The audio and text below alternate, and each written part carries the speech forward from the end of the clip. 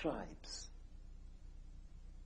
believe that when the gods came down from the sky, they found human beings very, very stupid.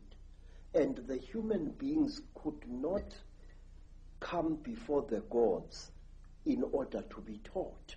So what the gods did, and this is a story that you also find amongst the Dogoni people in West Africa, because the human beings were afraid of approaching these reptile gods. The reptile gods cold-bloodedly slaughtered one of their number and shed out its flesh with a specially gathered crowd of human beings. And these human beings then became the ancestors of our first great kings. Now say, African kings jealously guarded their blood. If the royal lines of Africa claim descendants from the same source, basically, have those lines interbred as obsessively as the European aristocracy and royal family, and not bred outside of those lines? Yes, sir. Royalty had to marry royalty. That was one of the strictest laws in ancient times. Which is obviously where we get the term, the divine right of kings from. It's not actually God, it's actually the gods. Yes, sir, yes. Royalty intermarried with royalty. You were not allowed to take a commoner as your senior wife if you were a king. You could take commoners after your senior wife. Once the genetics has been achieved. Yes, sir. Now, another thing, it is like the Sangomas. Very, very strictly speaking, a Sangoma who was sometimes viewed as a king or a queen was not allowed to marry outside her caste or his caste. Sangoma had to marry Sangoma, otherwise the non-Sangoma blood would pollute the god blood inside the Sangoma. The lady that I've quoted in my books, Cathy O'Brien, who wrote her own book, Transformation of America, about being a mind-controlled slave of the American elite, she talks in there about seeing George Bush as president and vice president shapeshift into a reptile. And so many other people have told me this story of world leaders today changing into reptiles in front of their eyes and then changing back again.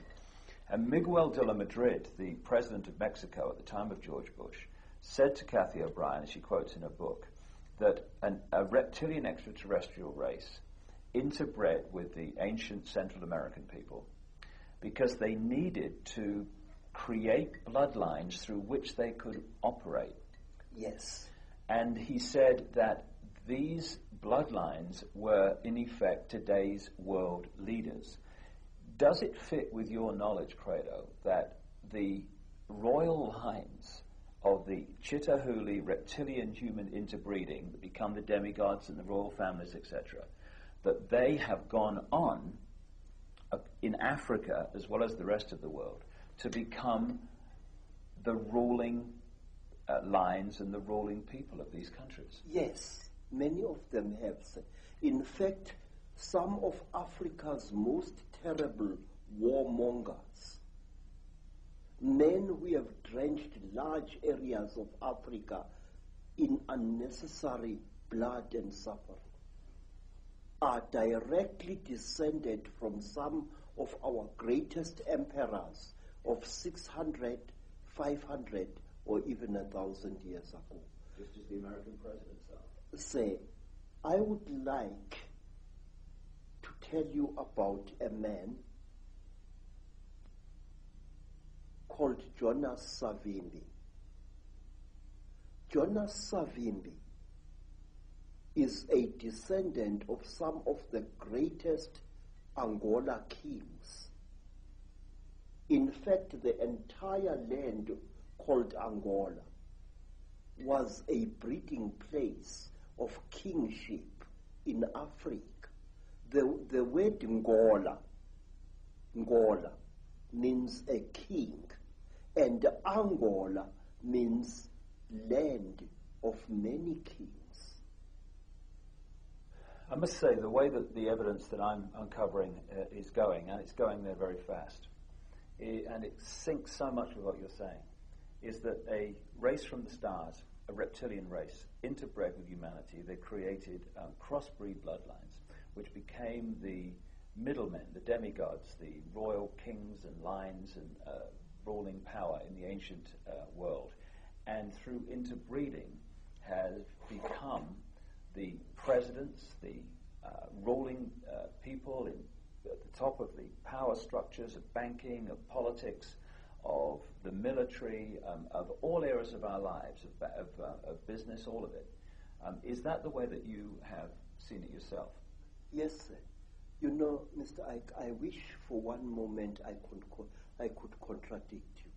But for the last 40 years, I have observed an extremely disconcerting phenomenon in South Africa and in other parts of Africa as well. And this is the phenomenon. You find a rising black leader, a real leader amongst men, a ferocious activist for the rights of his people. This man starts something, whether it's a revolution or whatever, he starts it. And you look at his ancestry, because in Africa we look very closely at a man's ancestry. And you find that this man is nothing. Although he is doing such great deeds, he is actually a descendant of very peasant people.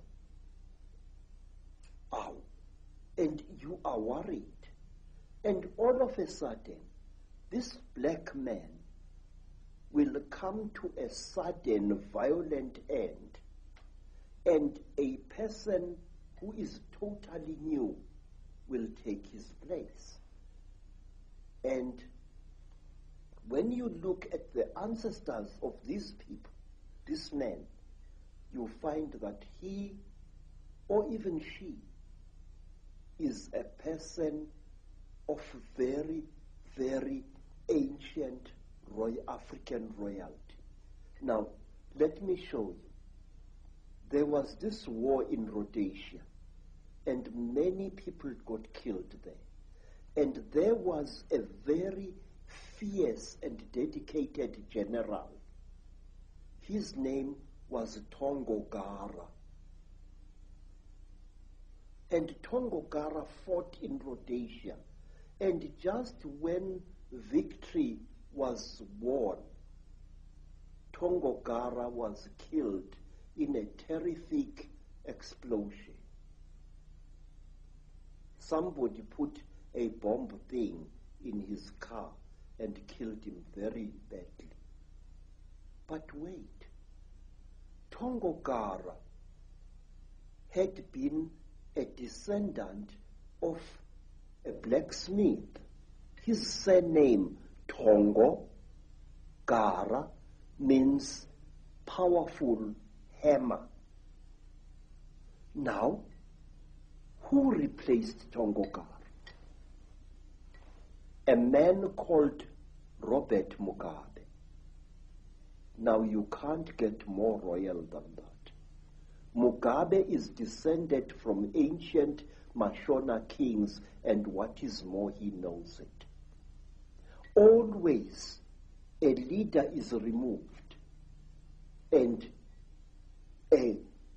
when the power really comes, a new